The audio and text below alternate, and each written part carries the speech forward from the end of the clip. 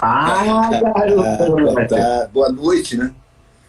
Boa noite aqui, né? Aí é tarde, final de tarde. É, aqui é 18 horas já boa noite, né? Quanto tempo, Já hein? tá, já, já tá com essa parede de ostentação ali, 2 Grammys. Ah, Pô, garoto! meu cantinho aqui, Ricardo. Pô, Putz, que meu maravilha. cantinho. Só tô vendo dois, mas sei que tem mais dois. Tem mais um aqui, tem mais outro de um álbum lá da Universal, Chitãozinho Chororó, né? Vida Pô, Marvada. tem qual? Vida Marvada. Vida Marvada. Vida É Marvada eu isso não, aí. eu não estava mais no AR. Eu acho que esse eu não fiz junto contigo. Que pena. Esse, Mas me diga aí, rapaz, como é que estão as coisas aí por São Paulo? Isso aqui, ó, o clima tá chovendo muito, né? A terra da garoa tá chovendo muito, muitos estragos, né? Aham. E profissionalmente tá tudo meio fechado, né? Também, né? A música aqui, muito poucos eventos, né? Então é Bom, isso, né? E eu tô aqui, eu tô um pouco fora de, não, eu tô a 23 quilômetros de São Paulo, vai, eu tô em Alphaville, Barueri, né? Que é do lado. isso não é nada. Considerando a grande metrópole de São Paulo, não é nada. É, mas você fica meio afastado, sabe? Assim, do povo de todo mundo ali, né? Da agitação mesmo. Mas vou te falar, cara, que o Mostre ali em Água Grande, se eu não me engano, era Água Água Grande, Branca, né? Água Branca. Água Branca. Ó, Água Branca. inclusive o Moche é do lado onde abriu uma cratera ontem aqui. Não Eita, é? Estão que louco. fazendo metrô e aí teve um problema lá e abriu uma cratera. E é do lado do Moche.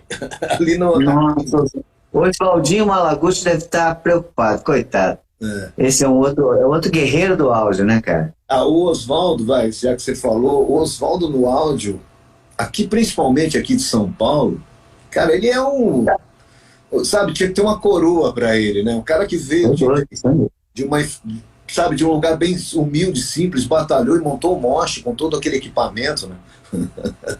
Né? E Não, sabe, ele é o cara, ele é um escudeiro, é um guerreiro, assim, e eu posso dizer isso de cadeira, porque quando nós trabalhávamos ombro a ombro, nós todos ali, produzindo um monte de discos ali no MOS, pós-produzindo muitos discos ali no MOS, a gente teve muita oportunidade de ver, de presenciar que o amor do Oswaldo por estar na música e ajudar a engrenagem da música é muito maior do que a visão dele por lucros, por dinheiro. Ele bota na frente o amor. Por isso que é grande, por isso que o estúdio é o maior da América Latina. E ali foi tua escola, não foi não? foi, eu comecei no Moche nos anos 80, Ricardo. E eu comecei no Moche, eram 8 canais. Olha só, Então isso eu não peguei não, hein? não, não, isso não pegou, isso foi a minha escola mesmo, assim, sabe? 8 canais e aí passou para 16 canais, mas tudo assim, e pouco equipamento, sabe? E muita luta do Oswaldo. Por isso que eu posso dizer isso, né? Que eu comecei com ele quase no início. Quer dizer, ele vem antes tocando, né? Mas eu comecei. E ali foi a minha escola, né, cara? Ali também Não, foi e onde eu assim, aprendi a saber para que lado, quem que eu realmente ia ouvir, entendeu? muito bom, muito bom. Mas me fala uma coisa. Antes do Mostro, como é que a Deusa Música te capturou? Ricardo, a minha vida é muito louca nesse sentido. Quando eu tinha uns 8 anos de idade, 9 anos de idade, minha família é muito humilde. E aí, minha mãe foi comprar uma vitrola. E na época, cara, tinha uma vitrola que era Philips, que era uma vitrolinha laranja que você abria, colocava o disco ali e ouvia, né? E quando ela foi comprar isso numa loja, até me lembro, E Jumbelé. a tampa era a caixa, né? É, a tampa era a caixa, tinha um falante, tinha limonão, né?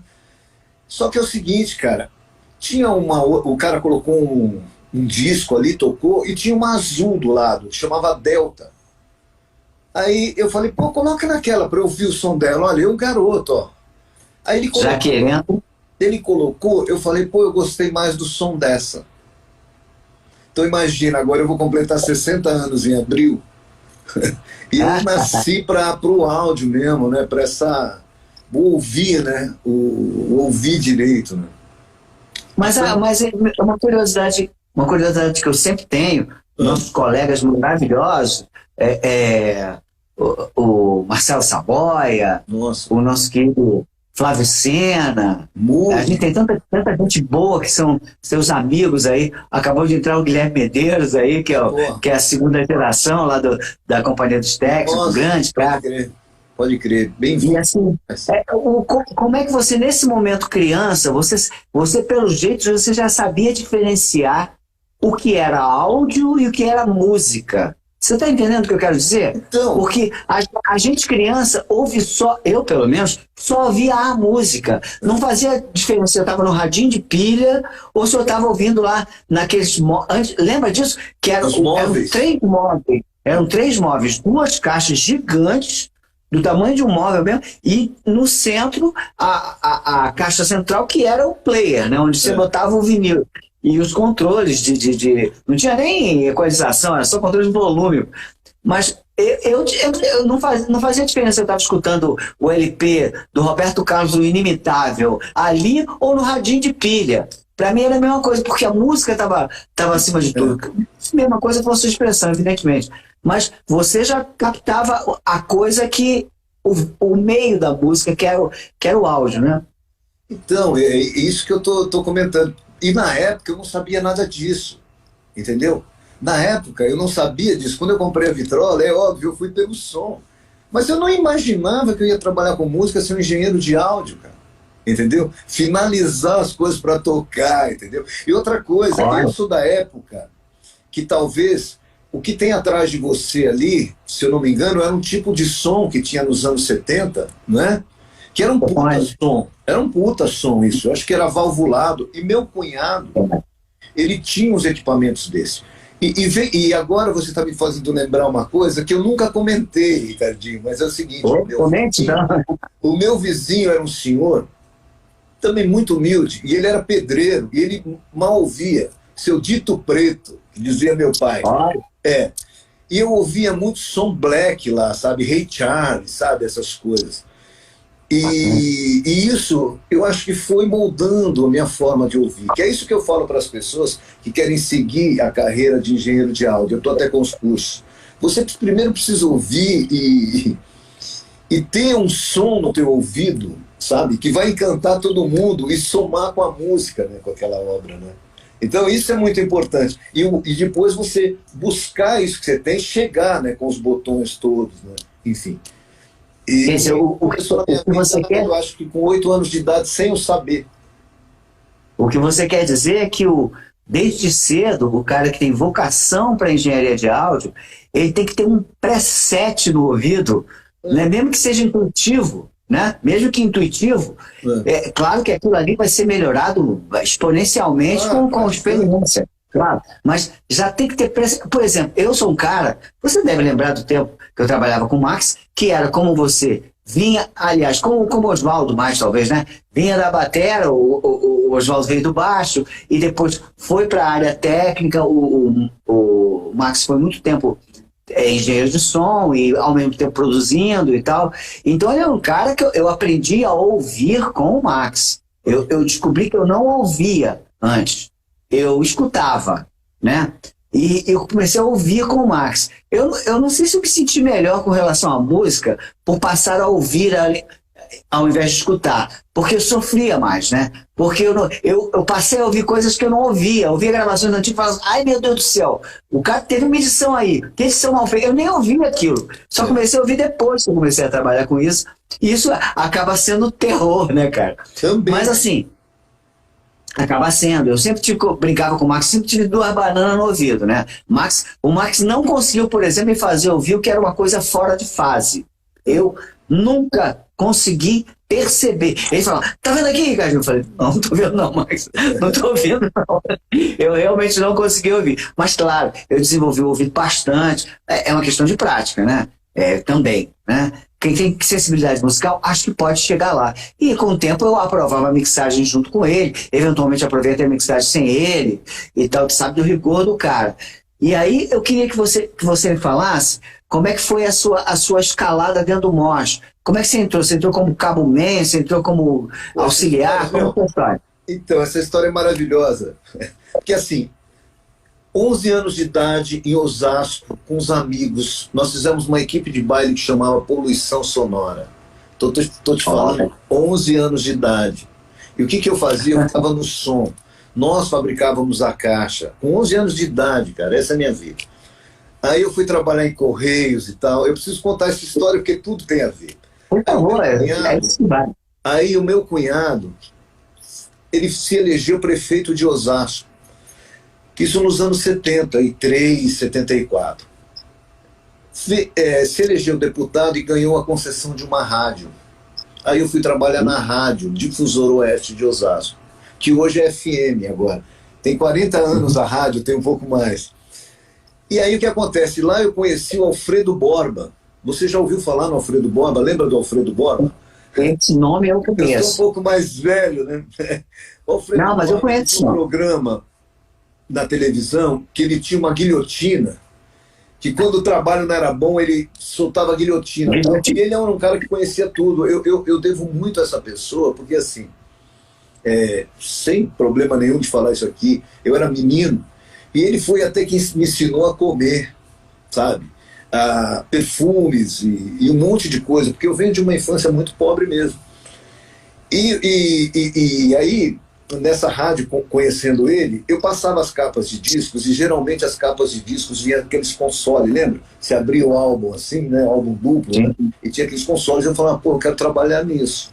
Quero trabalhar nisso. Isso trabalhando com ele na rádio. Só que na rádio, eu comecei a fazer algumas transmissões de esporte, e ele era um dos comentaristas. Aí o que aconteceu? Eu comecei a pegar discos do Bebeto na rádio, e o cara tava lá, o Casagrande, pinha com a bola e tal, e nada, tal. Aí eu vi o Bebeto, eu mandava, você não faz um gol e quer abraço. Eu comecei a conversar com eles, né? Então eu fui criativo nisso. Enfim, aí um carinho muito grande eu com ele, e ele me indicou para ir para a RCA Victor, aqui em São Paulo. Aí eu fui para a RCA Victor, o Gunter, que era o responsável lá, o diretor, não sei. Cara, eles não estavam precisando de ninguém na RCA Victor, aí ele me mandou para o Moche. Peguei um ônibus, fui para o Moche na Pompeia. Aí falei com o Oswaldo. Falei, pô, eu quero aprender isso, né? E falei, isso em 1900? Isso em 80. De 80.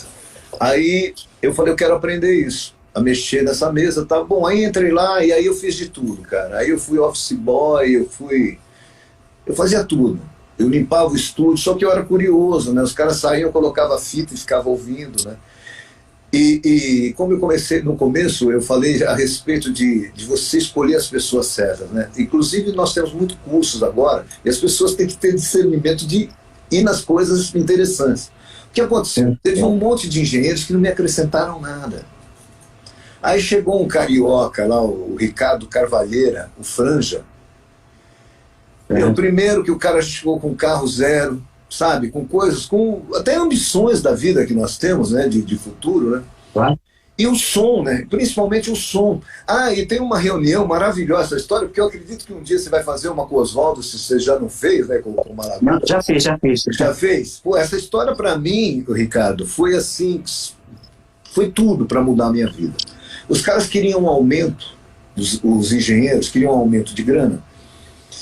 E aí o Oswaldo foi fazer uma reunião, eu lembro que eu estava lá, ele falou, o moleque fica. Eu era cabeludo, eu era moleque mesmo. Não, o moleque pode ficar. Aí ele virou para os caras e falaram, vocês querem aumento de salário, né? O Emílio Carreira está aqui, pô, o Emílio é demais. Eu estou falando do Oswaldo, o toque mais importante que eu tive na minha vida. Ele fez essa reunião com esses engenheiros na época, eu estou falando dos anos 80, o João, tinha vários, o Robson. Aí ele falou, vocês querem aumento. E aí ele apontou para os monitores, para as caixas, e falou, eu quero som. Eu vou dar um aumento para vocês, mas se não tiver som na caixa, eu mando todo mundo embora. Isso é muito louco, Ricardo, porque aí começou tudo na minha vida. Aí um dia o Franja não pôde, eu não lembro se foi o Renato Teixeira ou Barriga, ele não pôde estar na sessão.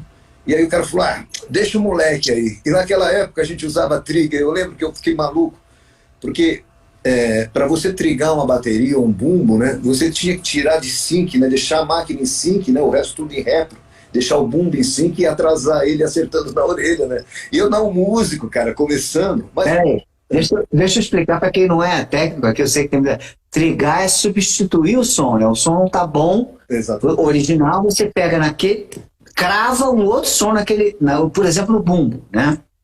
Mas fala aí, desculpa, só para pessoal entender. E aí, como pô, ele tinha um atraso, tudo, você tinha que colocar a máquina toda em repro, né? E o canal que você queria trigar em sync, e acertar no delay. Bom, enfim, uma loucura. Mas eu fui, encarei, mixei isso, né? Aí quando terminou a mixagem, cara, a primeira da minha vida, ele falou assim, ó, eu não vou querer um engenheiro, não. Eu quero esse menino aqui. E aí começou a minha vida, Ricardo. E tem uma particularidade, né, para até falar para as pessoas aqui, né, pô, a rapaziada chegando aí, que é o seguinte, cara, que eu sou um dos primeiros caras, um dos primeiros paulistas, ou o primeiro paulista, a ir para o Rio de Janeiro, né, velho? Graças a vocês, Max Pierre, é o meu trabalho, né? E aí eu conto essa história depois, que aí é já pós-Mosh, né? Mas aí, enfim, aí eu comecei a trabalhar no Mosh, 8 canais, e aí estou aqui, até hoje. Mas comecei assim. E me fala uma coisa, uma coisa interessante que eu tenho com relação ao Mosh, que eu observei, é que, ao contrário do Rio de Janeiro, o Rio de Janeiro tinha estúdios muito bons também, nenhum acho que talvez o AR, e a companhia dos técnicos também, tenha chegado perto assim do Mosh. Mas não tinham os proprietários dessas companhias não tinham as mesmas ambições do que o Oswaldo. O Oswaldo sempre cresceu, sempre teve quase que à frente do seu tempo e tal. Mas em São Paulo aconteceu uma coisa que no Rio nunca aconteceu. O Rio de Janeiro era uma capital cultural. E basicamente, ainda era, né? Hoje em dia está bem dividido, né? Basicamente, o pessoal de MPB era lotado quase que 100% no Rio de Janeiro. Quem era baiano vinha morar no Rio, quem era Alceu Valença, Geraldinho Azevedo, toda a grande geração que hoje tem 70 aí, quase 80, foram mudados para o Rio. Então ficou um conglomerado muito grande de artistas, vamos botar entre aspas, eu acho que eles são sofisticados, mas vamos botar de música de boa qualidade, vou botar entre aspas, porque eu acho que isso é bastante relativo. Ficaram concentrados. E a escola toda de técnicos, de produção, ficou um pouco mais virada para esse lado, né? São Paulo não. São Paulo, grande metrópole, tinha tudo o que o Rio de Janeiro tinha, essa coisa MPB, até muito mais vanguarda, né? Coisas de vanguarda aconteciam muito mais em São Paulo do que no Rio, mas tinha todo um mercado gigantesco de música popularzona, sertaneja, e de gente muito bem sucedida, né? Não era gente que vinha pedir por favor para gravar, não. Era gente que vocês queriam trazer para o estúdio. E você acha que essa escola de linguagens completamente diferentes, né? Mixar uma música do Lulu Santos é diferente de mixar um rastapé lá do Rio Negro Solimões. É completamente diferente, é outro ambiente, é outra coisa, é outra intenção, é outra grade de voz. Você acha que você teve alguma vantagem de escola sobre os outros teus colegas do Rio de Janeiro por causa disso? Olha, se essa vantagem existiu, ela vem daquela compra da vitrola, que o mundo que eu tô me deu um ouvido, que o meu ouvido, o que eu busco na música, no pacote final, ele agrada a todo mundo, né? E eu estive nos lugares, é incrível isso, mas eu vou falar nos lugares certos, com as pessoas certas. Porque é óbvio que você está falando uma coisa que realmente... Cara, para eu de São Paulo, eu queria gravar alguém do Rio, porque estava todo mundo no Rio. Nos anos 80 era todo Rio. Só que, ao mesmo tempo, começou a ter RPM... Começou a ter um movimento em São Paulo, né? O RPM, aí você tinha Transamérica aqui, que era um puto estúdio, e RCA Victor, né? Só que no Rio você tinha um monte de grandes estúdios, né? Fora a praia, o clima, a Rede Globo. Não, isso tem a ver. Cara, a gente trabalha, as pessoas, e talvez essa seja uma grande diferença, né? A gente sente música na nossa veia, no nosso sangue, né? Não é simplesmente o business, né? Claro. Então, para mim, foi um exercício muito grande eu ter passado por sertanejo, por essas coisas, porque, na verdade, como eu não sou músico, toda música me toca, né? Então, a mesma energia que eu coloco no sertanejo, Eu coloco no Roberto Carlos quando eu mixei, né? Eu coloco na música, né? Toda música a gente coloca justamente para você também aprovar e mandar para alguém, né? Mas eu fui o primeiro a ir para o Rio gravar. E eu fui o... mas isso é louco, porque houve uma ponte muito grande aí. Porque o sertanejo também chamou a atenção das pessoas do Rio de Janeiro. Sem dúvida. Disso, né? Pelas vendas, então chamou a atenção. E aí o Rio de Janeiro também se aproximou aqui e começou a gravar um pouco aqui. E aí aonde? No Mosh, que era um dos maiores estúdios na época, né? Já não tinha mais Transamérica, o estúdio da Transamérica, a Som Livre do Rio de Janeiro também não estava mais rolando, então ficou qual o estúdio Mosh. E os sertanejos, olha que coisa interessante que nós estamos falando. Vamos supor, o Chitãozinho Chororó, ele trouxe um Paulo Debétio do Rio, lembra? Para produzir umas coisas junto com o Zé Homero, né? Então essa troca, aí foi onde eu conheci o Guto Graçamelo e o Guto Graçamelo me conheceu, que também é uma outra coisa interessante. Eu comecei a trabalhar com o João Marcelo Boscoli, na época, e o João Marcelo Boscoli, pô, filho da Elis, filho do, enfim, do Ronaldo Boscoli, né, com o César. Aí eu comecei a fazer um trabalho do João e o César ouviu. Aí eu mixei com o César o... Oh, meu Deus. Coisas do Brasil, da Leila Pinheiro. Foi eu que fiz. Não, eu fiz o Mais Coisas do Brasil, ao vivo. Eu acho que esse é antes. O Coisas do Brasil é por Nelson Mota. Exatamente. E aí, o Guto Graçamelo, que também é outro mestre, nossa senhora, que eu devo, eu sou muito grato a todo mundo que eu estou falando aqui, e se eu não falar alguém, sou grato também. O Guto Graçamelo passou e ouviu alguma coisa no estúdio do César. Pô, quem que é esse menino aí, né? Você entendeu? E aí, cara, aí começou a minha vida a mudar dessa maneira. Eu tô aqui me esforçando para me lembrar qual foi o nosso primeiro contato, assim, profissional. Eu sei que você fez Itaí comigo, acústico. O acústico, antes desse acústico, que eu acho que já era com vocês, eu fiz aquele, mas eu não sei se você estava, que é o Perto do Fogo, que é uma música do Cazuza. O Perto do Fogo, sei, que a Rita gravou, né? Que é uma música do Cazuza, que o Murri começou a gravação. Então eu tive essas... eu passei, como você fala de som, né? Eu sempre mixando as coisas de São Paulo, mas sempre ouvindo muita coisa, né? O Oswaldo ouvia muita coisa, muita referência. E o objetivo do Mosh era ser um dos maiores, né? E tanto é que foi. Sim.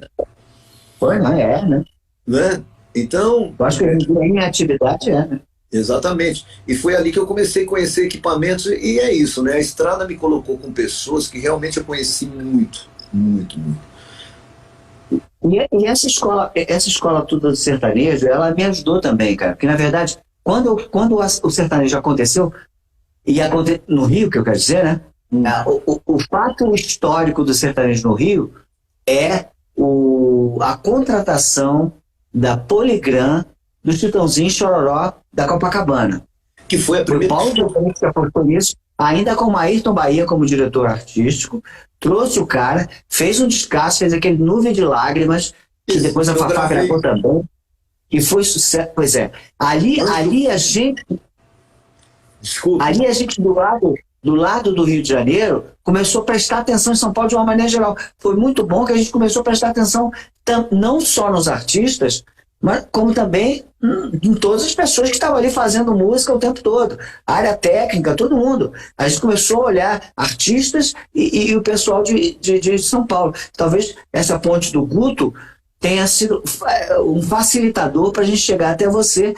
E, cara, assim, para nós do Rio, o primeiro nome que a gente lembrava em São Paulo, se precisava de qualquer coisa, excelência em áudio, a gente lembrava de você primeiro. Claro, lembrava do Oswaldo no estúdio, mas lembrava, mas eu quero, vamos fazer com o Luiz Paulo, né?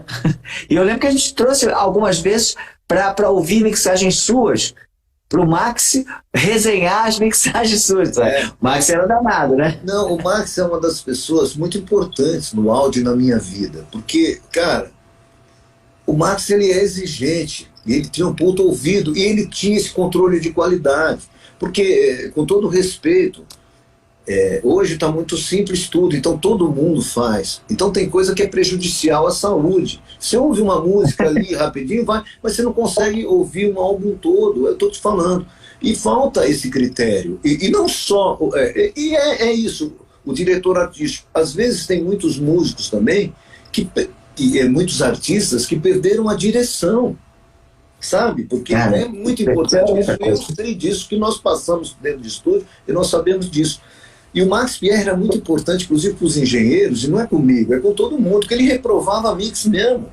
Esse baixo não tá bom, isso não tá legal. Essa caixa aqui, não ficou legal, sabe? E na hora você fica puto, vai mixar tudo aquilo, o artista tava tudo certo, mas ele cobrava muito, entendeu? Porque eu lembro que o Max, cara, lembra do nosso querido Jorge Gordo, né? Puta, engenheiro foda. Vamos contar até uma história, o Gordo e nossa. O Gordo tem várias histórias, um puta cara que nos deixou muito cedo, infelizmente. Mas eu vou te falar que teve um disco do José Augusto que o Max mandou mixar inteiro por causa do som do aro. Mas ele não gostou do som do aro. Era assim. Às vezes a gente ficava...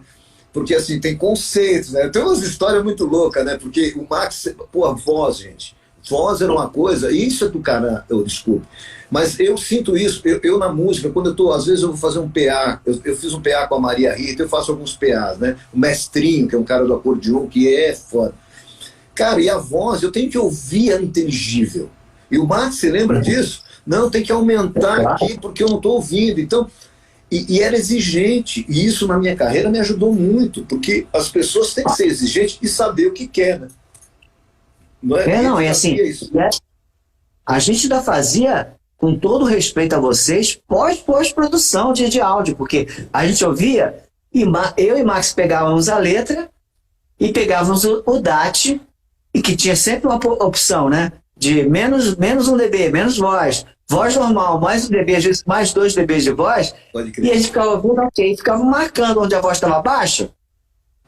E o coitado do Ricardo Garcia, ou Carlinhos, da Classic Master, ficava com a incumbência de editar aquele pedacinho da nota mais baixa que o artista emitiu afinado, mas claro, a dinâmica não permitia, porque era uma nota grave, por exemplo, né? Isso é uma das situações. E ele colocava. Mas no final das contas, na canção romântica, na MPB, o Max tinha sempre razão, sabe? Quando você ouvia uma mixagem com a voz do artista na cara, você... E o resto coadjuvando, né, Luiz? Por mais que a gente tenha Léo Ganderman, César Camargo Mariano, grandes, feríssimas, quem é o canário ali, quem é a estrela é o artista. O fundamental é você ouvir a letra, a canção, a melodia. E ele era muito, muito zeloso nisso, né? Eu achava bacana, eu aprendi muita coisa com o Max, cara. Mas você sofreu um bocado com ele. Não, mas a questão é que eu aprendi muito com ele, né? Hoje eu posso dizer isso, eu aprendi muito com ele, né?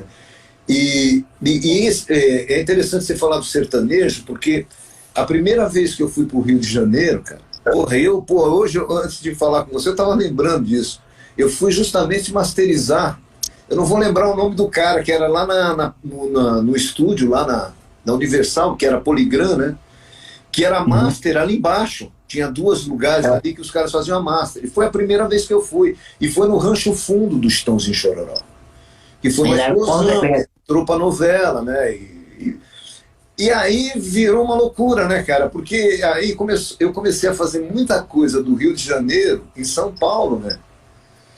Por exemplo, eu trabalhei também em São Paulo com... Aí eu comecei a trabalhar no pop e eu conhecia desde os anos 80 o Dudu Marotti. Isso. E com o Dudu Marotti, a gente fez J Quest, que era J Quest o primeiro, que está até aí em Portugal, né, fazendo show, né? Os caras falam. E aí fiz Jota Quest, eu fiz Pato Fu, televisão de cachorro. Aí eu entrei com o Dudu num pop, que o Dudu é foda no pop. E aí nós fizemos umas coisas pop muito interessantes, né? Que aí esses trabalhos também é outra coisa. Aí eu trabalhando com César Camargo Mariano, eu fiz um disco do Pedro Mariano, que aí eu acho que despertou muito todo mundo o lado do som, do LP, do Luiz Paulo, que foi o Voz no Ouvido do Pedro Mariano, né? Que é né? Todo mundo tem, as pessoas usam como referência. E aí o Dudu Marotti com o Skank, mixei Garota Nacional. Aí o Jota Quest, né? O Planeta dos Macacos. Então, aí, porra, aí os caras me viram que é uma coisa muito interessante do engenheiro brasileiro, que a gente pega um samba e a gente faz um sertanejo, né? O gringo, você sabe, o gringo faz rock and roll, é rock and roll, né? O cara faz rock, né? Mas no Brasil nós tivemos esse jogo de cintura. E eu fico feliz porque, assim, qualquer música que eu pego, hoje eu estou mixando muito aqui na sala de casa, eu me identifico, né? Eu viajo e vou na música, né? Mas eu acho que se não sentir, é aquela coisa, né? Tem uma coisa em artes gráficas, o G, não sei se ainda está aqui, que eu achava sempre um absurdo. Às vezes eu recebia que a gente também, nessa função de gerente artístico, a gente era meio gerente de produto, também dava uma olhada na capa, dava uma olhada, mostrava às vezes uma campanha, um anúncio, e às vezes tinha um erro um erro ortográfico mesmo no texto.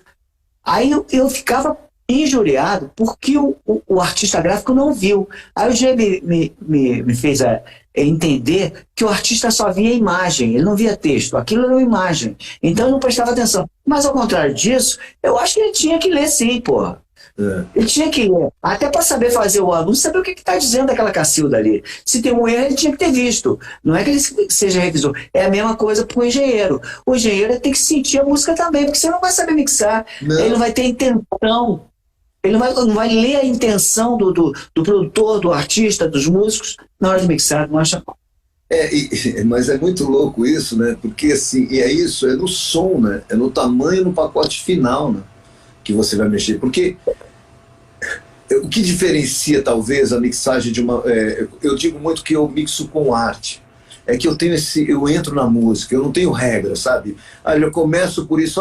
Hoje mesmo uma pessoa me colocou um negócio aí, de que eu vou até falar em outra live. Ele falou, não, eu começo pro bumbo, acerto o pico do bumbo ali no master e venho chegando as coisas. Cara, eu venho levantando tudo, eu nem olho pro master. Você entendeu? Eu venho levantando música, porque se você começa a tirar o foco e ficar num instrumento só, às vezes a tua mixagem não fica legal. E outra coisa, a mixagem tem que emocionar. Sabe? E o que faz te emocionar? É o grave que você sente, é o delay na hora certa, é uma profundidade na voz, entendeu? E essas coisas, elas são diferentes de técnica, né? Sim, Sabe? Isso é artístico. É artístico. É como músico, você músico. O cara que toca o violão, eu dou o mesmo violão para várias pessoas, a maneira que ele pega a alma, a energia que ele coloca, cada um, o som é diferente, né? Coisa diferente. E eu mixando essa profissão, eu sinto a mesma coisa, né? E é isso que me levou a fazer grandes trabalhos, né? Que nós temos uma história interessante, hein, queridão?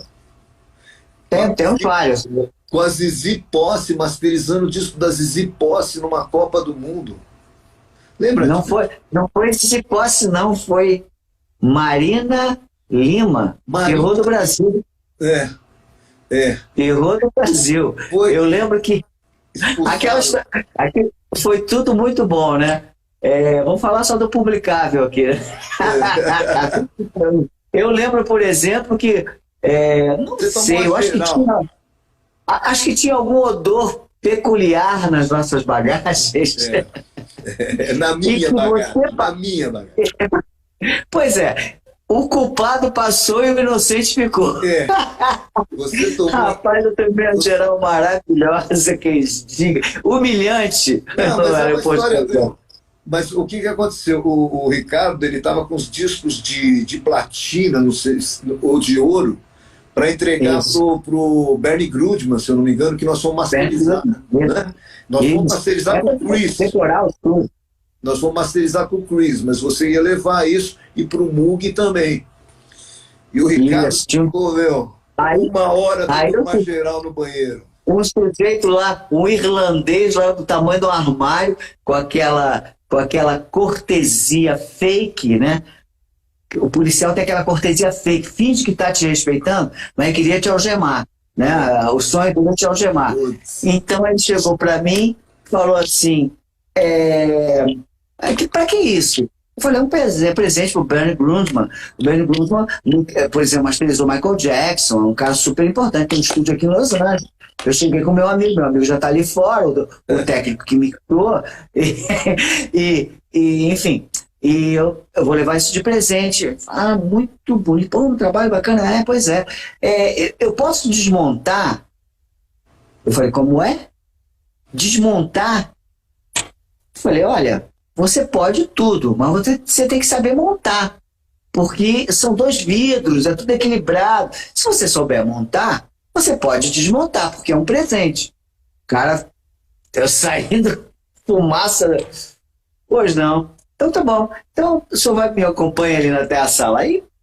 Putz. Geral, né? Fiquei nu na sala.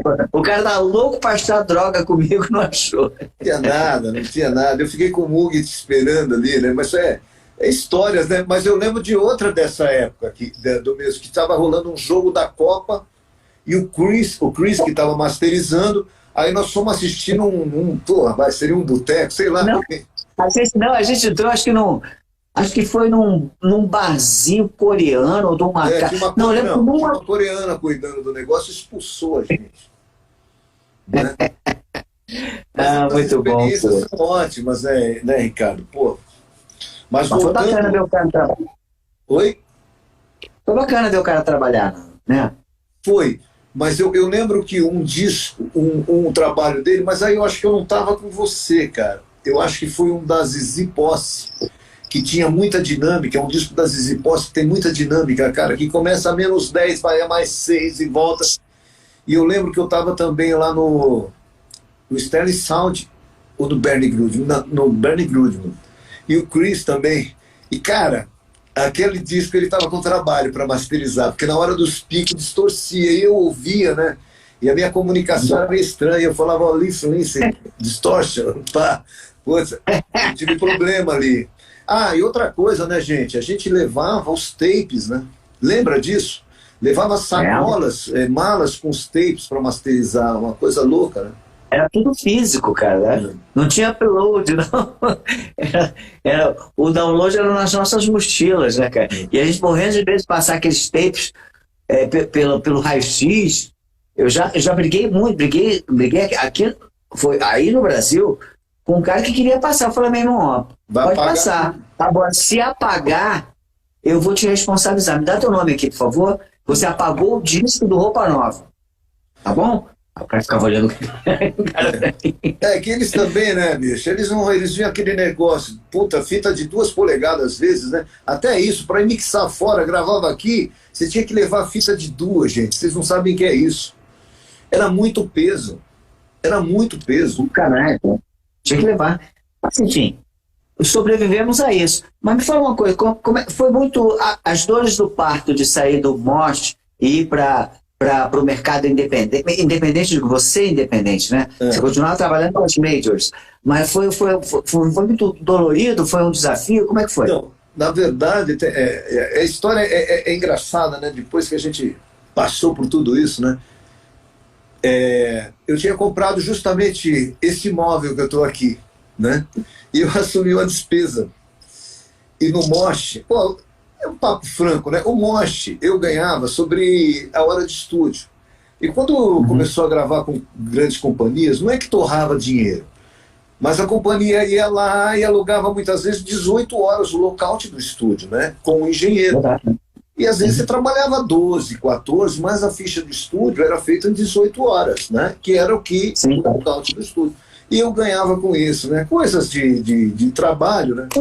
E, bom, faz parte.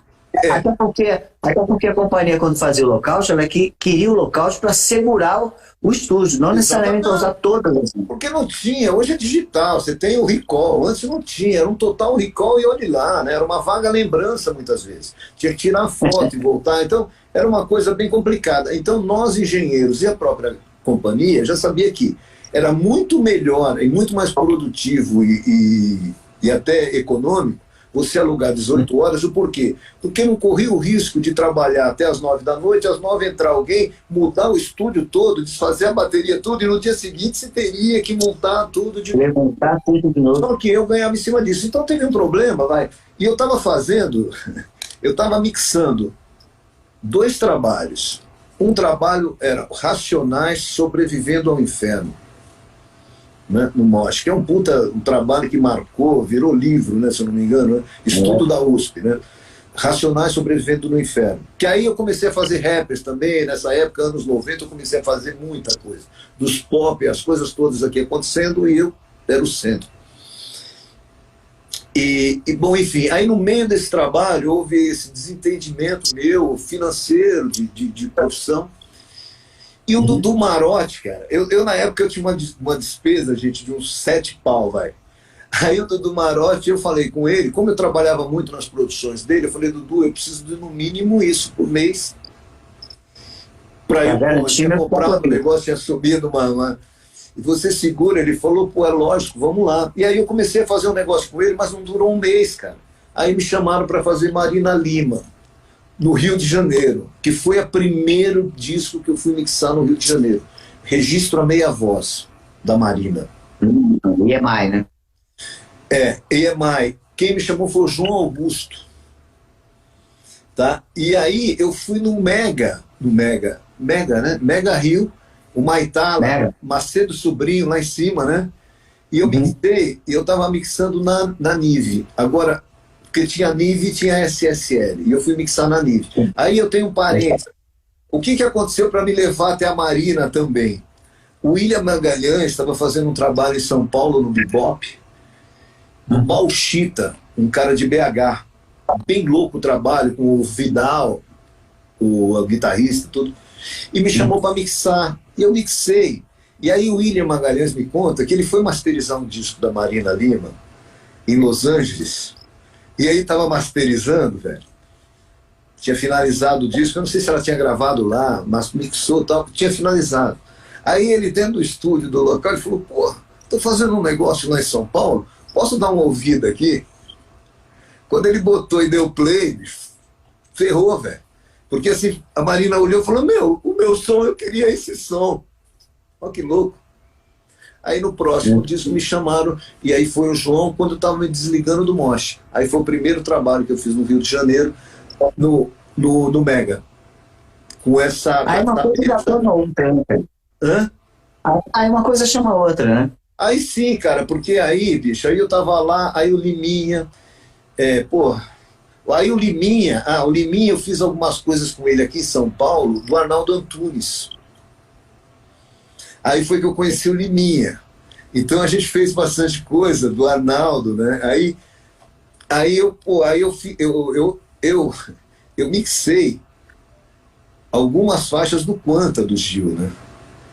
E eu mixei, de surgir uma estrela no céu cada vez que você sorri, o contrário. Então eu fui para lá, com Liminha, fazer algumas coisas. Pô, aí, bicho, aí foi. Aí Guto Graçamelo, aí Milton Nascimento. Aí, gente, muita coisa. Aí Betânia aqui. Então, eu realmente, eu sou paulista, o primeiro paulista a trabalhar no Rio de Janeiro, e partiu disso, dessa conexão de vocês estarem vindo para São Paulo, de eu mostrar todo o meu potencial, meu trabalho, e vocês verem isso também, que, pô, se vocês não enxergam isso, eu estaria aqui, né? Aí passei por todo mundo, né? De Djavan, Lulu, todo mundo. Desse monte de artistas que você citou aí, com certeza a gente vai esquecer algum nome, que é muito artista. Claro. Você acha... Qual você diria que é o cara que é mais envolvido com a gravação? Claro que sim, né? Porque o cara tá ali em corpo presente, gravando a voz, vendo as bases, mas com a mixagem, qual que era, não é mais chato não, mas qual mais participativo e qual o que falava mais coisa com coisa? Ah, cara, é assim, é uma das pessoas mais participativas que eu conheci dentro do estúdio, chama-se César Camargo Mariano. Tipo, de estar fazendo o arranjo, a produção, tá dentro da mixagem o tempo todo. Só que ele, Guto Graçamelo, bicho, quase todos, vai, porque o produtor, né, aquele produtor que se interessa, e eu tive a sorte. Mas é isso, cara, o César era absurdo. E também essas pessoas têm um conhecimento que eles sabem a hora de te deixar só. Porque o engenheiro de áudio, ele precisa arriscar, velho. Eu preciso entortar uma voz, e a gente falou sobre voz, né, de volume lá com o Max, e a língua portuguesa é difícil, os S sibilam muito alto. Aí você tem aquela voz opaca e você puxa o opaco o negócio, né? Então hoje até melhorou isso com os equipamentos, né? Mas eu sinto assim, o César é uma das pessoas que era do início ao fim. Mas todo grande artista, ele sempre participa o tempo todo também, né? E você tem algum pulo do gato, assim, uma coisa que você... Pulo do gato não, que você não precisa revelar nada aqui. Não. Mas... Até porque... Mas você tem alguma coisa que você acha que é alguma coisa que você descobriu e só você faz em termos ou de gravação ou de mixagem? Bom, primeiro que o pulo do gato é você começar quando você vai gravar. Hoje é difícil você gravar e mixar, né? Geralmente chamam para mixar. Você gravar mixando, não é? Mas aí já começa do músico escolhido tudo. Mas você já grava buscando o som e buscando a identidade musical do artista, né? Porque tem muito isso, né? Não adianta todo mundo fazer o som do Chitãozinho Chororó ou o som do Lulu, não. Cada um se veste de uma maneira, cada um tem um DNA, tem uma cara, entendeu? Então, primeiro, eu sinto isso, que eu enxergo o artista e como eu vou mixar isso. Outra coisa é ouvir mais do que esses negócios de filtra aqui, filtra ali. Não, cara, eu busco as frequências, eu busco o som e eu entro na música. Enfim, cara, eu não uso presets, por exemplo. Não. Eu respeito cada música da maneira dela. Eu acho que isso é você respeitar a música. Eu não tenho outra coisa, né, Ricardo? Porque assim, nós temos, se você pensar bem, é que nem você fazer um bolo ou um arroz, que é o que eu sempre falo. O arroz, os ingredientes, você tem o arroz, você tem a água, a cebola, o alho, o azeite, né? Todo mundo tem, e cada um prepara um arroz de uma maneira diferente.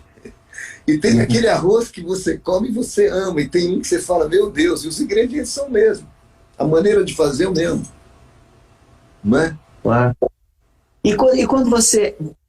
talvez a parte mais delicada de um disco seja a gravação de voz, né? Por razões óbvias, né? Porque quem está cantando, quem está gravando voz, normalmente é o solista, o artista, é o dono do disco, e é ao mesmo tempo que dá um recado na canção, né? A canção é mais bem sucedida ou menos bem sucedida por conta da performance eventualmente vocal e do que está contido na letra, da maneira do artista interpretar. Claro que você, normalmente quando você não estava eventualmente produzindo, que eu sei que você já produziu coisas também, você está sempre com o produtor do lado.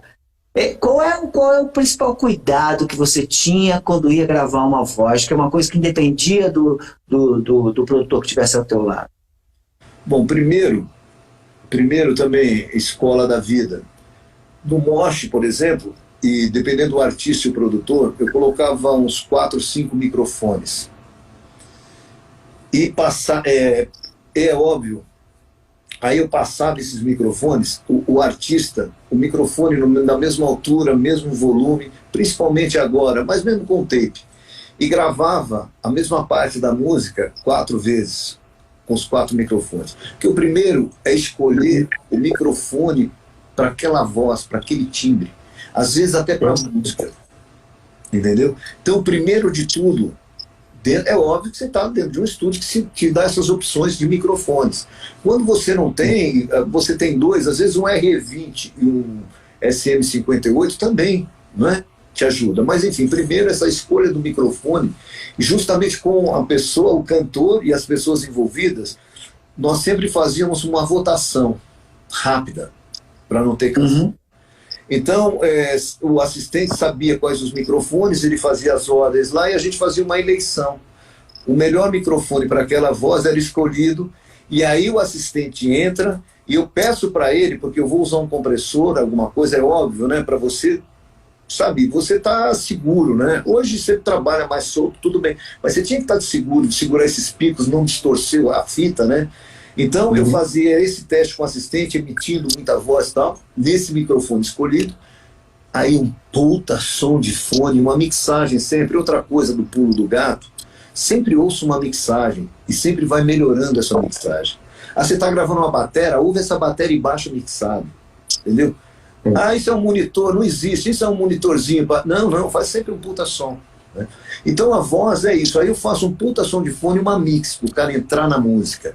Porque aí nós precisamos tirar do artista o melhor que ele tem, né? E se ele viajar no arranjo ouvindo tudo, ele vai dar o melhor. Então é isso, é a primeira escolha do microfone com as pessoas, e vou contar mais. O Pedro Mariano, alguns discos dele, eu tinha microfone de 10, de 20 mil dólares, e ganhava sempre o TLM 103 de $1.000. Então Mas isso é como muito é que, importante. curiosidade, como é que você fazia em termos práticos isso? Você pegava o artista, colocava ele na cabine de som, lá no suíte para botar a voz, E os microfones armados. e gravava com um, gravava com outro, gravava com outro, a mesma parte da música, é isso? Já deixava todos montados, mesmo pré, no caso, vamos supor, era DDA ou o AMEC 9098, enfim, ou Tubitec, pegava todos os mesmos prés, né? 4 microfones, entrada, acertava esse volume de todos, e aí canta, e gravava todos esses canais. Aí escolhe isso, entendeu? Pô, Isso é uma coisa interessante. Não me lembro de ter visto ninguém fazer isso, não. Mas é bacana. Principalmente, porque eu acho que é uma... Mas você geralmente chegava nos lugares e já estava rolando, né?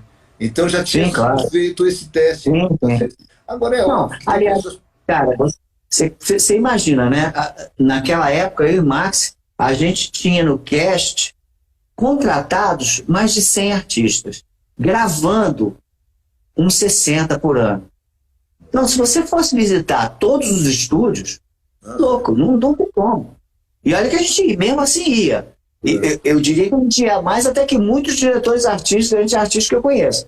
Mas a gente ia o que podia, porque não dava. Por isso que muitas vezes a gente trazia você, por exemplo, de São Paulo, pode parecer, pô, tá jogando dinheiro pela janela, trazer o engenheiro lá de São Paulo para ouvir mixar. Não, é porque a gente não podia ir para lá, porque estava resolvendo centenas de coisas aqui, e para você que estava pós-produzindo um produto super importante para a gente, era também bacana ter contato direto com a gente ali.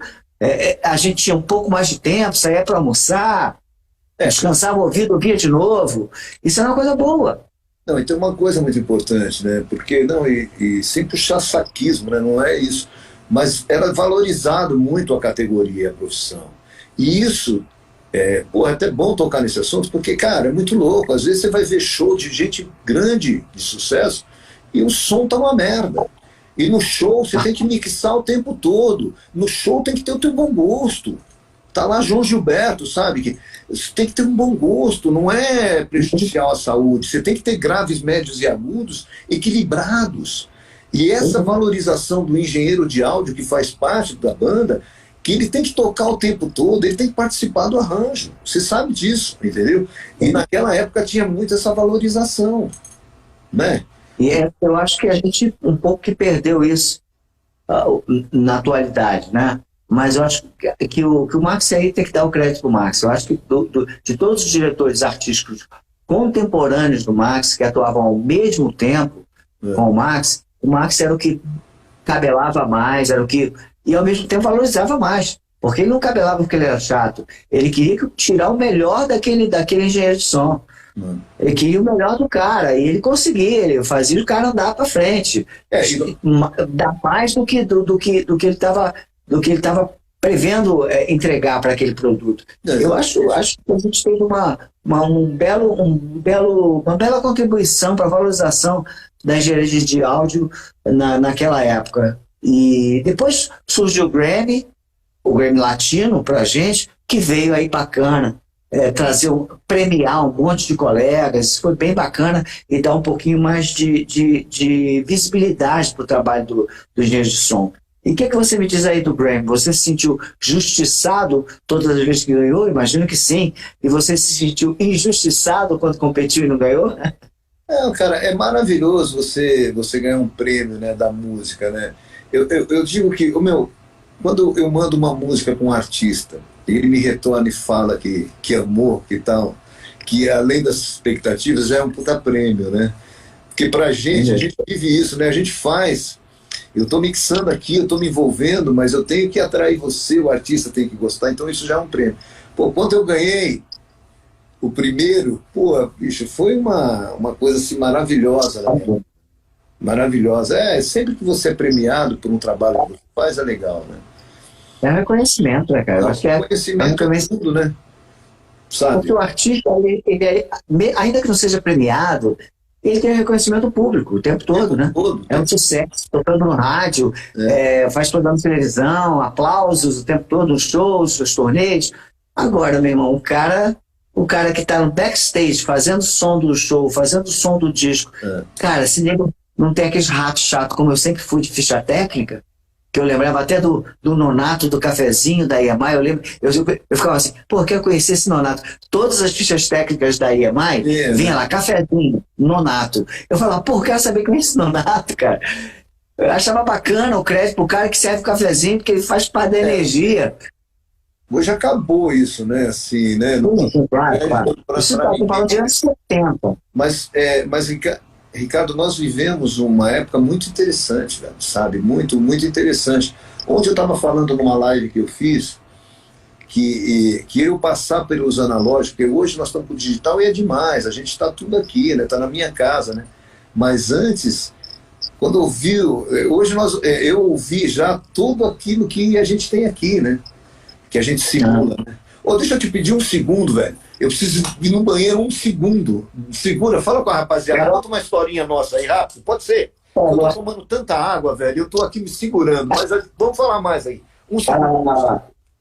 Então, vamos lá contar a história do Luiz Paulo Serafim. Mas essa história da gente de Los Angeles foi muito interessante. Você vê que o latino, quando chega nos Estados Unidos, sofre sempre algum preconceito. Mas ali a gente cortou um dobrado. Eu lembro que eu saí dessa experiência, digamos assim, fiquei confinado, fiquei algo como meia hora confinado, sendo revistado de uma maneira humilhante para o cara ver se achava droga para me deportar. Eu lembro que eu saí de lá, entrei no carro, estava o Mug, que é um grande engenheiro de som, um grande engenheiro de áudio também brasileiro, radicado em Los Angeles, e eu falei muito mal dos americanos. Eu desabafei com eles, fiquei muito, muito, muito, muito chateado. Mas, enfim, foi uma experiência muito boa. Eu nunca tinha ido masterizar, porque normalmente quando você vai masterizar, você os engenheiros de masterização, o grande Ricardo Garcia, o grande Carlinhos Freitas, de São Paulo, eles não exatamente gostam que esteja do lado deles nem o artista, nem o produtor, nem o engenheiro de som, que normalmente eles são, eu vou falar isso daqui a pouco com o Luiz Paulo, eles são meio que disputam, né? Porque o cara mixou o álbum inteiro, entregou aquela joia pro cara da masterização, e ele fala, o cara, tô falando aqui, hein?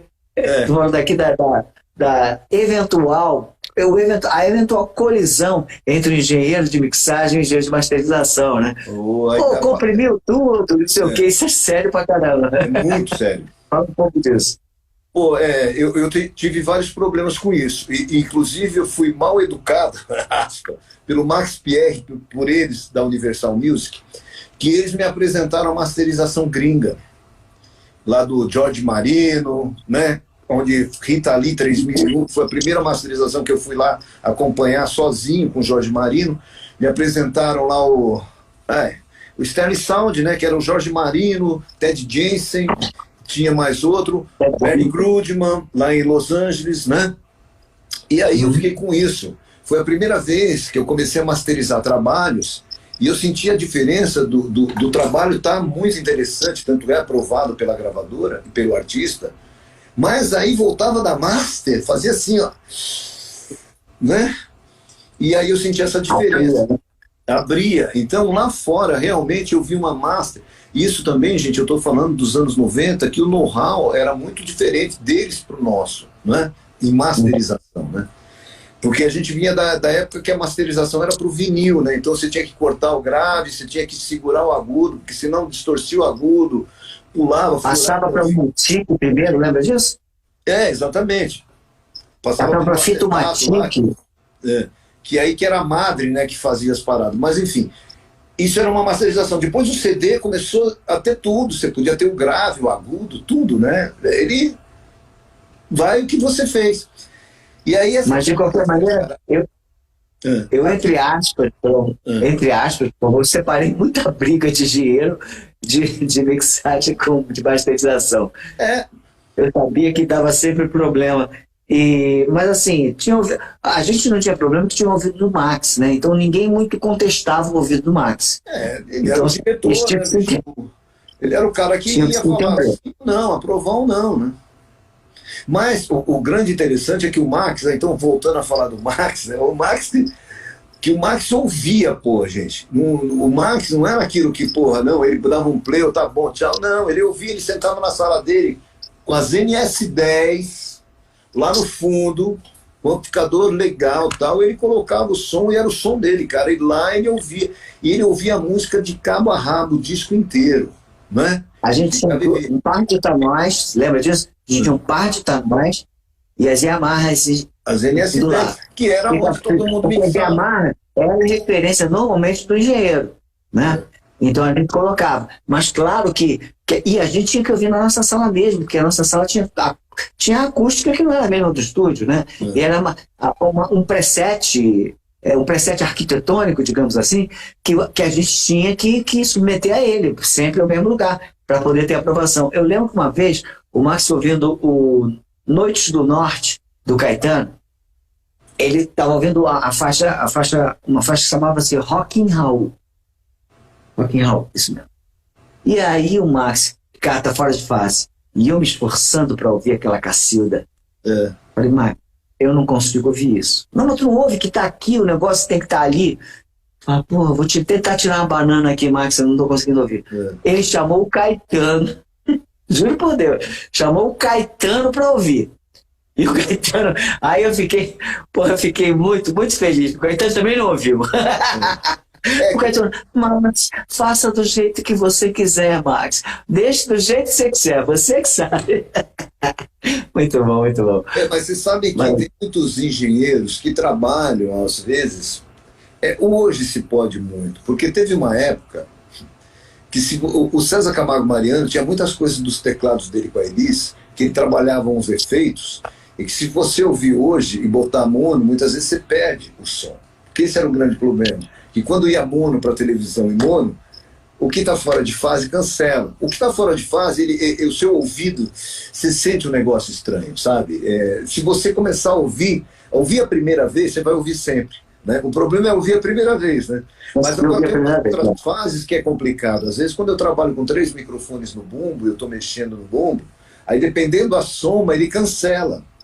Então aí você tem que ter o ouvido de virar. Quando você vira, no caso do grave, você está ouvindo um grave ali. Mas quando você vira e põe a fase certa, ele bate, entendeu? Então essas coisas tem que ouvir. Mas enfim, o Max era a única pessoa que ouvia mesmo, né, cara? Que ouvia o trabalho todo, sabe? Então... Agora, mudando de outro assunto, eu queria falar, eu até te encomendei, de certa forma, isso. Mas tem muito tempo um artista novo que me segue aí. Eu queria saber, o que você acha, um artista, digamos, um artista zerado, o cara nunca gravou um disco, e ele vai entrar com um Most para gravar. O que ele tem que procurar saber antes? Não é simplesmente não pagar mico, é para não virar um problema, ele ser parte da solução, né? Por exemplo, o que ele tem que aprender? Ele tem que aprender ele tem que trazer da rua algum preset de voz, ele entender um pouquinho como é que a voz dele funciona. Isso é uma informação boa para o técnico? Não é? Ele tem que... o que você acha que ele precisa entender de captação, de mixagem? Claro que a gente está falando de uma maneira superficial, porque se ele quiser entender demais, ele vira técnico, não é isso que a gente está falando. Eu vou dar uma resposta para vocês, cara, bem assim, curta, mas a gente pode explanar outras coisas. Eu fui gravar Maria Rita, no antigo Gravodisc, voz. E aí cheguei para Maria Rita e lá eles tinham fone. Né? Eu fiz o fone tudo certinho, mas lá tinha um fone que são 8 vias. Tá? Então eu falei, ó, aqui está o LR e aqui está o volume da tua voz. Ela olhou para mim e falou assim, Luiz, eu canto. Será que eu expliquei? O que acontece? Se o cara é cantor, bicho, e ele canta, e se ele chegou até aí, né? Porque é óbvio que antes de tudo isso tem que ter os músicos, né? Fazer aquele trabalho interessante. Mas se ele chegou até aí, quem vai ter que captar tudo dele e não interferir, porque ele chegou pelo esse talento que ele tem, o que ele já faz, ele já chegou ali. Então, eu, como engenheiro de áudio, eu vou ter que captar tudo isso com emoção e deixar essa pessoa da melhor maneira possível. O que eu diria para ele deixar da porta para fora é qualquer nervosismo, qualquer tensão, que isso realmente vai abalar ele. Mas o restante, confie no profissional. Não precisa saber de nada, né? Escolha o bom profissional. Sim, claro. Entende o que eu estou te falando, Ricardo? Porque nessa hora eu tenho que pegar um cara. Eu não posso chegar para o Roberto Carlos, olha, esse microfone... Não! Ele já veio com isso na vida dele. Eu tenho que captar essa emoção, esse artista. Você entende? E tem algum artista, cara, que você pegou assim, que ninguém tinha feito antes? Tô falando que tange a captação da voz. Não o Que entorno. nunca tinha cantado? Cara, eu vou contar uma história. Você deu um tratamento teu que você ficou orgulhoso? Pô, eu consegui tirar um som de voz que esse cara nunca teve? Cara, é essa escolha do microfone, né? Mas o som de voz, cara, a voz ela é o principal da música. Então, sempre vai ter que estar legal isso. Porque se não tiver legal, se você não fizer sempre a voz da pessoa, não passa a mixagem. Você entende, não? Porque quem que tá ali, o som do baixo, velho, se não tiver, ele vai, sabe? Se não é aquele puta som do bumbo, vai. Sim. Mas a voz, velho... Agora, isso depende muito, porque também é aquilo, né? Nós temos um tubo de ouro. Você passa ouro, cai ouro. Se o artista não tá legal, entendeu? Cabe ao produtor, ao próprio artista, né? Mas... Eu lembro que o Max chegou... chamou o João Marcelo Bosco, a gente se encontrou com o João Marcelo, a gente já tinha uma amizade boa com ele, e como nossos pais, a gravação, não sei se você lembra dessa história, como nossos pais, a gravação original era da Polygram, Universal Music, era nossa. Não. Então o Max pediu, como era o nome do batera do Chitãozinho Chororó? Me fala aí. Do batera, Maguinho. Ele pediu pro Maguinho escrever a bateria original do Paulinho Braga, porque o Maguinho escrevia, gravou de novo ipsiliters igualzinho, remixou e botou a batera com toda a base era igual, só a batera diferente. Porque a batera, antigamente as pessoas não sabem, era abafada, né? O bumbo era abafado e a batera não só, porque eu acho que mais por deficiência em saber captar o som, né, da pele vibrante, normal, né, não saber captar deles, sei lá, porque eles gravavam dessa forma. E aí, rapaz, ilustrando o que você falou, que o baixo, eu também acho isso, era a única divergência que eu e Max Pierre tínhamos, e eu não ganhava nunca na queda de braço, porque o Max, pô, era diretor e eu era gerente. Era assim, eu acho o erro bonito. Tem uns erros que são bonitos. Então, assim, a gente ouviu com a bateria do Maguinho. Excepcional, sensacional, mas eu preferi o original. Então, é isso que eu vou ilustrar para você. Inclusive, eu acho que eu lembro que isso, na verdade, foi no começo do 5.1 e os tambores da bateria viravam. E o João ficou louco com isso, né? Porque, pô, não dá, né? Então, você está colocando um negócio, porque eu tive o prazer e o privilégio de remixar o Elise Tom, que é um dos álbuns, considerado um dos álbuns do mundo, né? E agora eu vou discordar de você com uma coisa. O que acontece? Antigamente, eu tenho um multitrack da Elis, que eu remixei, Elis 1972, que eram 4 canais. Baixa e batera toda num canal, coisas assim, entendeu? E é óbvio que muitos lugares não tinha tudo isso. Mas a maneira de fazer era muito difícil, era muito precária. Sabe? Uhum. E não é que o cara não sabia gravar, mas, os caras davam aula, porque você tinha 4 canais. O Elisiton tem 8 canais. 8 canais. Baixo e bumbo no mesmo canal. Então você não tinha um instrumento ali no momento para você fazer. Então é muito louco isso agora, é o que você falou. Então eu vou contar uma particularidade minha, que o César, o César, ele, puta cara, como eu falei aqui dentro do estúdio, né? Eu fui remixar o Elisiton. E, pô, Elisiton gravado em 74, né? E o César me contando a história toda. Enfim. E eu fui mixar, eu me remixei ele estéreo. E outra coisa, ilustrando o som. Esses trabalhos, quando eles não foram remasterizados, quando ele estava mixado na fita, ele tinha todos os graves. Quando ele ia para o vinil, para o corte, eles cortavam isso, né? Então o que a gente ouve, o que era recopiado, ele não tinha essas frequências. Mas enfim, o César foi dormir no hotel e tal, e eu peguei em Águas de Março, no Elisiton. Maior dueto da história da música popular brasileira. Estava digitalizado dentro do computador. Falei, pô, quer saber? Vou dar uma ajeitadinha aqui para ficar tudo, ficar crânio. Cara, eu comecei a fazer uma merda. Porque a obra, você não pode chegar num quadro do Picasso e falar, puta, esse verde aqui, pô, não dá. Esse discernimento nós temos que ter, né? Então essas coisas, e que foi o que você falou, fica lindo, né? Tecnicamente fica perfeito, mas não vai te emocionar. Não vai te emocionar. E a música, ela emociona, ela faz rir ou chorar, ou dançar, ou mexer alguma coisa, né? É isso que eu busco, Ricardo. Esse não é que é um segredo, mas é o que eu busco na música. Eu preciso estar aqui. Cara, nós fizemos juntos, Fina Estampa do Caetano Veloso.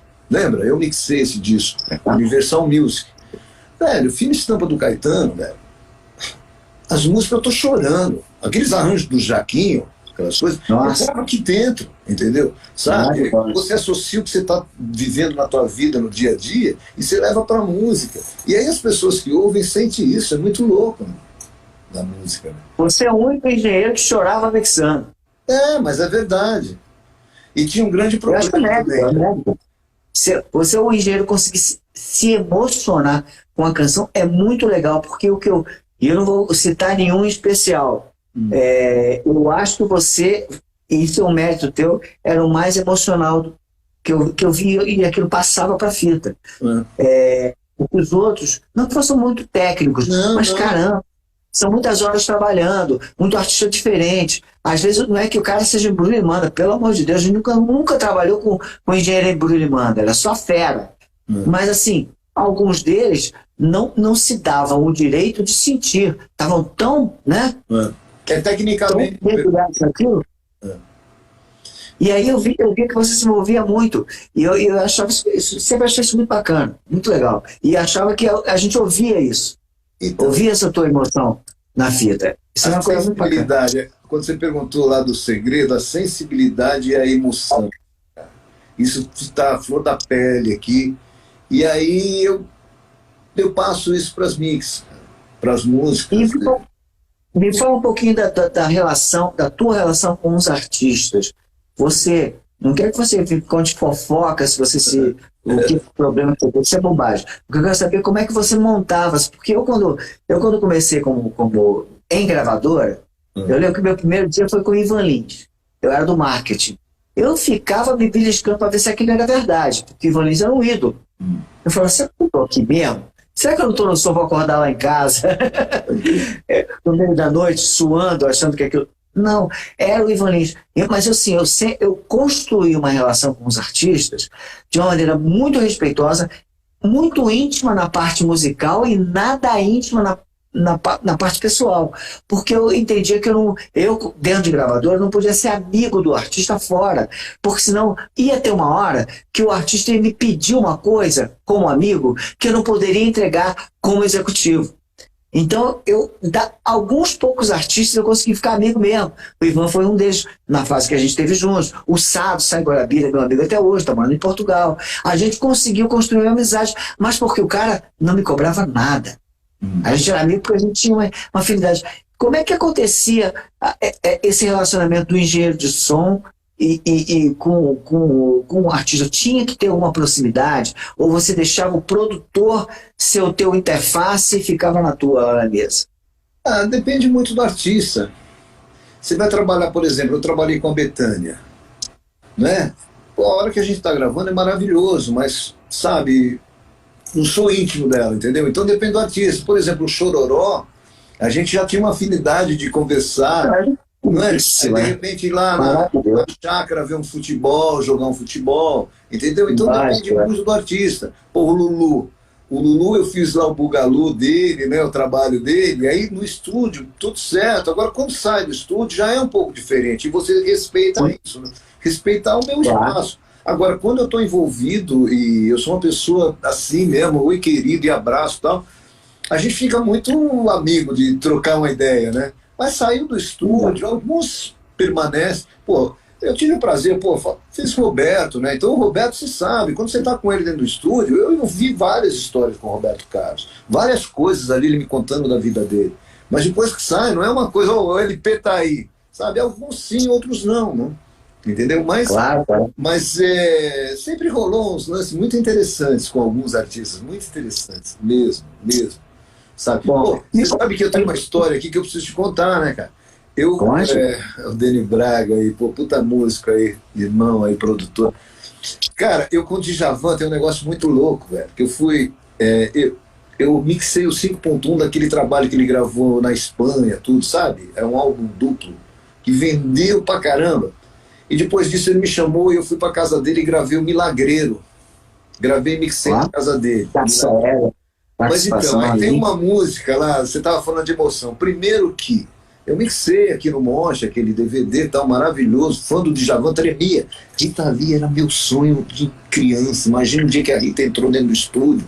Eu quase morri. Fizemos juntos. Porra, bicho, eu quase morri. Ali eu conheci a Rita Lee, que puta, eu amo a Rita Lee. Ela é responsável pela minha vida no áudio. Mas enfim, você tá com o Djavan, aí eu fui gravar uma voz com ele, Além de Amar. Aí o Djavan pegar a letra da música e falar assim, ó, vê se essa daqui é a tua história. A letra do Além de Amar, porque ele ficava muito conversando comigo, com o Sérgio, é o que eu tô falando, é o que você me perguntou. A hora que você tá gravando, bicho, a gente vira um irmão, a gente entra na mesma vibe, a gente tá na mesma energia. E essa música do Djavan, meu filho aqui, ó, eu madrugo, é meu filho, criando beats, fazendo os negócios, chegou. Então, o Djavan fez isso, que é a história do meu primeiro casamento, da minha separação. Ele me deu a letra, ele falou, vê se a sua história tá aí, entendeu? Então são coisas, né? Como assistir um jogo com a Rita Lee, um jogo da seleção brasileira no Copacabana Palace, mixando aquele acústico MTV, né? Tá ali, ó, tá vendo? Você tá vendo ali, ó, quer ver rápido? Eu sei, esse foi o meu primeiro acústico. Não é? Pô, é um puta trabalho que todo mundo elogia, né? Muito bom. E essa coisa dessa alma, né? A música, Ricardo, eu sinto umas coisas que a música é tão interessante. Nós viemos de uma época que a tecnologia ela não é tão legal como agora, que é tudo mais prático, mas a gente vem da reunião das pessoas como uma religião, né? Então as pessoas se reuniam para tocar uma música, velho, para tocar aquela guitarra, aquele solo, aquele acorde. Isso impregna na música, cara. E é isso que eu vivo. Eu tenho que fazer isso aqui, mesmo os caras tocando longe, é fazer essa mixagem e fazer essa coisa, essa ligação, né? Mas a gente viveu isso, né? Então a gente tá falando de trabalhos. Pô, o Fina Estampa do Caetano, bicho, aquilo é uma obra-prima. Né? É maravilhoso, é sensacional. Mas me fala então, como é que você falou do o estúdio tem uns quê de arte do encontro, né? Como diria Vinícius Moraes e tal. Sem dúvida, isso as gravadoras, quando deixaram de ter estúdios, elas se empobreceram bastante, muito, porque o artista não ia mais na companhia e passava 2 meses lá dentro, indo todo dia, estacionando o carro, encontrando as pessoas. Os artistas não encontravam, o cara que estava no estúdio 1 não encontrava mais com o estúdio 2. Vários duetos aconteceram disso, o cara entrou no estúdio e falou, pô, que lindo, vamos fazer, vamos embora. Quantas coisas bonitas aconteceram na MPB por causa, na MPB, na música brasileira, por causa da possibilidade do encontro no estúdio. E você acabou optando por parte do teu desafio independente no mercado, de fazer um estúdio dentro de casa. E você, de certa forma, ficou um pouco alijado. Claro que você deve ir para grandes estúdios de gravar, imagino que sim. Mas como é que foi essa mudança de casulo? Você ir para um casulo menor e trabalhar em casa? Na verdade, isso foi um amigo meu, que é até meu sócio, mora em Tóquio, o Renato Ivai, que é um produtor, trabalha para a Universal lá, nós fizemos alguns discos para o Japão. Ele me convenceu, porque até alguns anos eu ainda estava... Primeiro eu fui fazer alguns trabalhos lá na Trama, na Cena, mas os estúdios grandes, infelizmente, Ricardo, aqui no Brasil, muitos estúdios grandes estão fechando as portas, infelizmente. Então foi diminuindo isso. Outra coisa, o custo. Antigamente, quem pagava o boleto final era a gravadora. O artista não tinha isso. E, infelizmente, tem muito artista que ele é o artista, você sabe, eu estou falando de artista, eu também tenho meu lado artista, e nós somos cheios de sonhos, cheios de ideias, mas a gente é meio mal organizado. O artista não tinha esse custo de pagar 600 horas de estúdio, entendeu? Não. E aí, o que aconteceu? Eles começaram a criar os seus estúdios, que é interessante, e o home studio. E aí dá facilidade para todo mundo, mas ao mesmo tempo a obra, a música, ela depende da sensibilidade, da religião, né? Das pessoas ali cultuando aquela letra, aquela poesia, né? Ela depende muito disso. Mas ao mesmo tempo, para os músicos, ficou mais em conta. Por exemplo, eu posso mixar uma música aqui cobrando um cachê X e o cara não está com... Vamos supor, eu vou falar números fictícios, mas vamos supor, o cara vai me pagar R$1, aí ele vai pagar mais R$1 do estúdio ou R$2. Aí o negócio vai ficar R$3, né? Sendo que, se o cara me manda aqui, ele tem o meu cachê. Eu negocio melhor com ele. Então, financeiramente melhorou. Porque justamente, com os home studios, todos os artistas têm condições de gravar. Tudo. As coisas boas e as ruins, né? E se você não entrar, se eu não entro nesse mercado, talvez eu não sobreviva. Então, para mim, foi uma coisa louca. Só que no começo foi muito difícil pelo seguinte, porque além de eu não curtir, não estar querendo fazer, o som não me satisfazia. Os equalizadores não me satisfazia. Entendeu? Não me satisfazia onde? Onde no começo da nossa conversa, chegar naquele som que eu gosto, do grave, do médio, do agudo. Aí eu não estou falando mais de arranjo de nada, mas eu estou falando no som, nas tintas, na textura das tintas. E aí hoje a tecnologia chegou com as tintas com outra textura mais interessante, que você chega onde você quer. E você poder trabalhar. Você entende? Eu tô à fome com vontade de comer, né? Exatamente. Porque senão, cara, muita gente, as gravadoras, se a gente está falando. Eu não trabalho com gravadora há muito tempo. Há muito tempo que a gravadora que não me liga. E quando liga, desculpe, me liga assim, você pode gravar fulana, que é uma menina que está estourada, ou aí na tua casa. Bicho, eu estou na minha casa, não estou para receber artista. Sabe? Eu digo isso porque eu teria que estar preparado, sabe? Entendeu? Então isso é muito louco, né? Mas é muito bom, porque tem muitos profissionais maravilhosos trabalhando em casa, mas também tem muita coisa ruim. Tem essa fadiga aí auditiva que você não consegue ouvir aquilo que nós começamos a falar sobre os trabalhos. Entendeu? Sim. Agora, então, vamos para finalizar, porque já estamos, sei lá. Papo vai, papo vem, papo bom. Enfim, a rapaziada, né? Tá aí. Tem um monte de conversa. Caio, produtor, guitarrista, toca muito, um garoto. Galera boa. Conversa boa. Conversa boa. Seguinte, com essa facilidade, o barateamento absurdo da tecnologia, né? Claro que uma pessoa só pagar é sempre mais complicado, mas não há como negar que a tecnologia ficou chegou mais no áudio, chegou mais perto do que se tinha em grandes estúdios, conforme você está me dizendo, e está na mão de qualquer pessoa que tenha capital, né? Pode montar um home studio. Então, Luiz Paulo Serafim, será o fim do técnico? Não? Cara, eu acho que não, sabe por quê? Porque assim, é o que eu estou te falando, aí eu vou levar lá para o show. Tudo bem que pode ter a inteligência artificial, né? Aí, né? O cara põe aqui, ouve o som.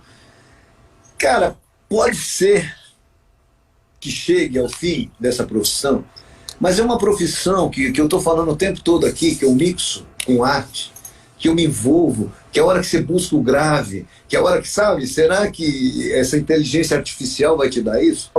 Sabe, as músicas estão aí, né? Beleza, as músicas...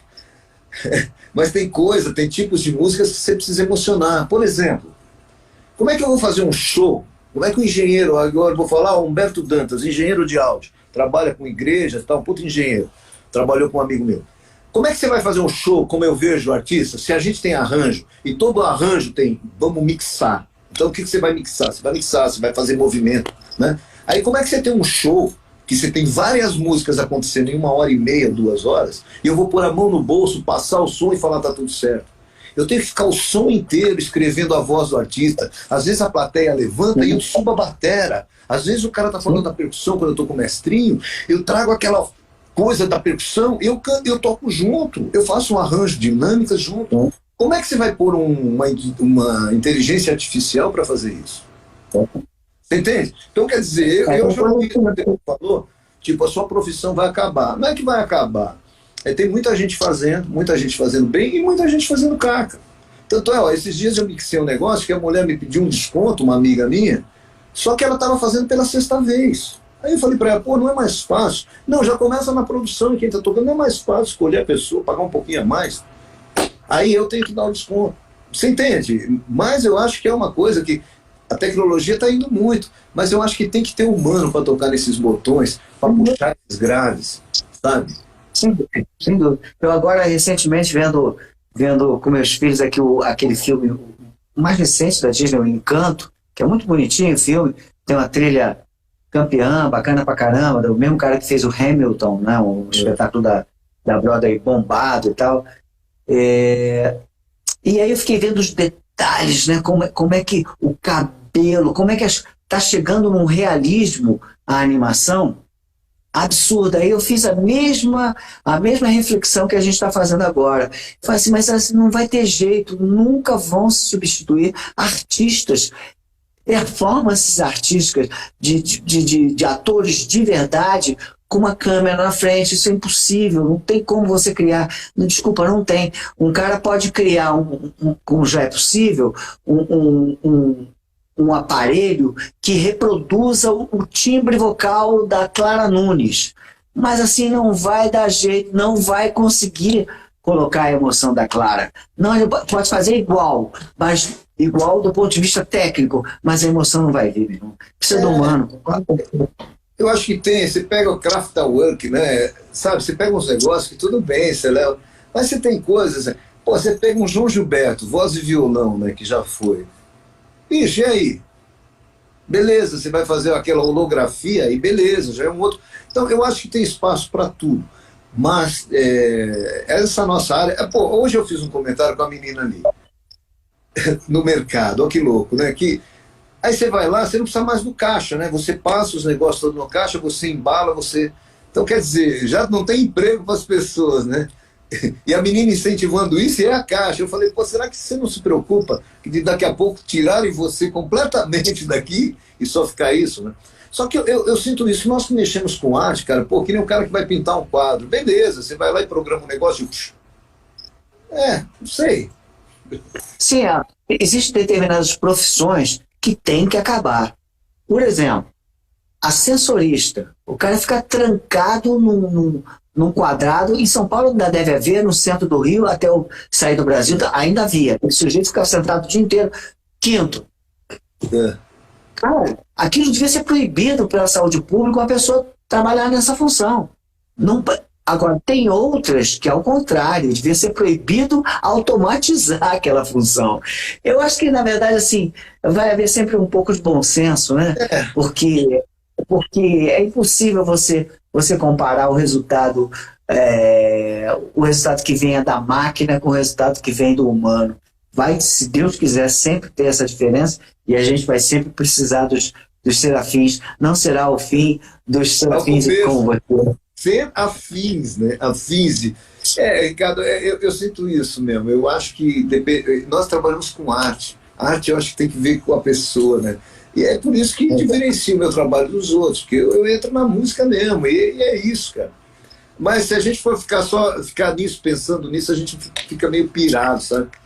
Né? A gente tem que focar sempre, né? A gente tem que estar progredindo sempre, né? E é isso. Paulo, eu vou te agradecer muito o teu tempo. Você perdeu a oportunidade de mixar umas 2 faixas. Não. Você levou mais tempo mixando uma faixa do que 1 hora, com certeza. Mas, de qualquer maneira... Desculpe, uma facilidade hoje também que é interessante é isso, né? Eu fico numa música, eu paro e vou para outra. Aí amanhã eu chego e ouço ela do jeito que ela estava, né? E antes a gente não conseguia fazer isso, tinha que voltar o Não consegui. Mas então, cara, fica 6 horas aqui. Eu vou te agradecer muito, vou te convidar para vir a qualquer hora aqui para Portugal, para a gente tomar um café, quem sabe um vinho, né? Você será muito bem-vindo, quem sabe algum trabalho aqui. Estou começando a engatear. Já produzi aqui um sambista português, Nuno Bastos, cara. Depois você dá uma olhada. O Alfredo Galhões, que é tecladista do Zeca Pagodinho, mora aqui, é chefe de cozinha também. E ele descobriu o Nuno Bastos, que é um cara que os sambistas portugueses de escola de samba, e há escolas de samba, muitas aqui, eles cantam com sotaque brasileiro. Eles aprenderam o sotaque brasileiro como quem aprende um instrumento. Então ele canta perfeitamente com sotaque brasileiro, você nem diz que é um português, fizemos um disco bonito. Quer dizer, eu estou começando a engatinhar aqui devagarinho. Quando tiver alguma coisa, quem sabe a gente não pode estar junto aí de novo. Né? Então, mas isso que é o barato, porque, por exemplo, você está na sua referência, né, em Portugal. Pô, eu mixei pro México o negócio, sabe? Eu tô aqui, eu mando para você. Aí você ouve na tua referência. Antes a gente não tinha isso, né? Tinha que mandar pro Max, aí chegava pro Max, aí... E hoje ele ouve lá, você ouve aí, a gente já muda aqui, isso é bom. E vai mesmo, cara. A música... Eu estive em Portugal fazendo show com a Maria Rita, com o Danny Black e com a Daniela Mercury, em Cascais. E todo mundo cantando um disco que eu mixei, que é aquele Nobre Vagabundo, né? Feijão com arroz. Feijão com arroz. Exatamente. Pô, demais. Eu tô aqui, é só querer a gente... Muito bom, Luiz. Vale. Muito prazer te rever, ainda que pelas ondas da internet. Muito prazer, né? Muito bom. Você foi o cara que eu me relacionei muito bem. A gente conta assim no dedo da área técnica quem tem a tua sensibilidade. Então, obrigado pela tua contribuição pela música, a tua contribuição com o meu trabalho. Também você me ajudou bastante em muitos desafios que a gente teve pela frente.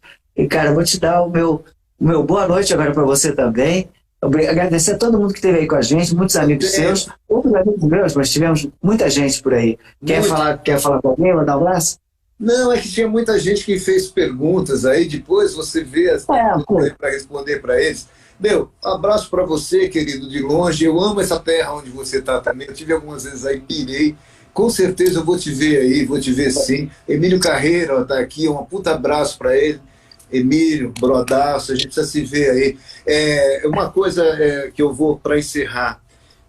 Há 2 anos, eu estou estudando o budismo e estou praticando o budismo de Nichiren Daishonin. E uma coisa que até me emociona, mas é que eu aprendi esses dias, que é o seguinte, que até de Tolstói isso, né? A pessoa mais importante na vida da gente nesse momento é quem está na nossa frente, entendeu? Então, vamos levar isso sempre, todo mundo, sabe? Respeitar as pessoas, né? E muita emoção. O namastê, né? O meu divino, a Rita Lee nos ensinou isso também, namastê, né? É o teu divino, saúde o meu divino. E vamos em frente, somos todos divinais, cara. Vamos lá? Pô, obrigado, meu querido. Abraço, muito obrigado. Aqui. Tá bom, obrigado a todos aí. Boa noite. Tchau, tchau. Valeu, gente. Demais, valeu. Tchau, tchau. Tchau.